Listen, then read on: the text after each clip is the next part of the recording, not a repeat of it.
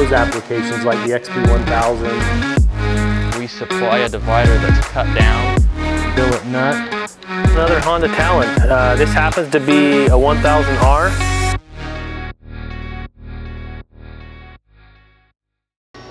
Hey guys, today we're going to go over how to install the Zebros link rods for Polaris Pro XP. So it's a very simple installation process, only requires a flat surface.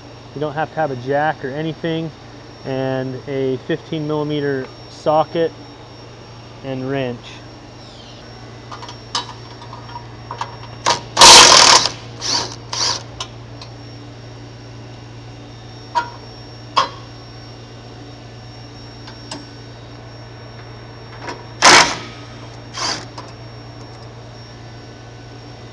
Okay, remove your stock hardware. You're going to reuse that, and hang on to this because you can use this to set the length of your new rods.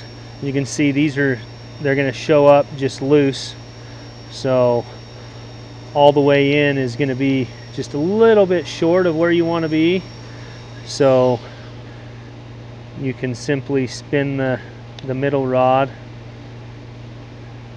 a couple of turns and then just check it with your factory rod and just start with the same length.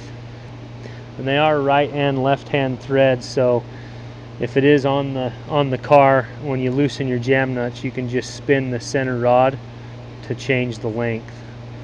So we're just going to get it close to the factory one. Now, something to talk about really quickly is the main reason for replacing your factory rod, especially on the Pro XP, is it utilizes a pretty thin rod here, and when you're flexing the car really hard, these tend to bend and even break, so you're going to gain that extra strength as well as a totally custom look. And by having a stronger rod, it's going to actually make the sway bar be a little bit more sensitive to input.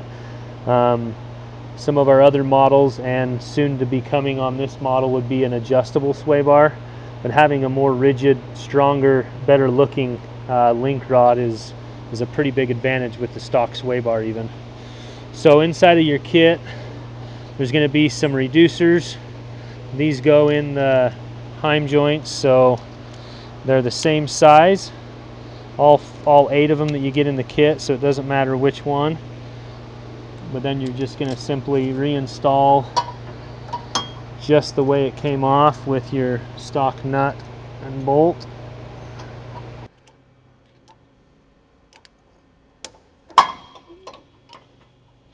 And then, because we have it set up to be the same length as the stock one, should be able to just slide it in. Now take your ratchet and wrench and tighten these 2 bolts back up. The factory torque specs. And then line up your logo, and with a crescent wrench you're going to tighten your jam nuts back down. To tighten your jam nuts, you need a large crescent wrench and a smaller crescent wrench, or the correct size for the jam nut, and simply snug them up, top and bottom. Alright, so on this installation, as you can see, it's very easy to do. You can do it on your garage floor. You don't need to have a jack or anything, just simply a 15mm wrench and socket. Pull the 2 bolts and install your new Zebros radius rod or sway bar link rod, which is stronger and a whole lot better looking. So check it out at zebrosracing.com.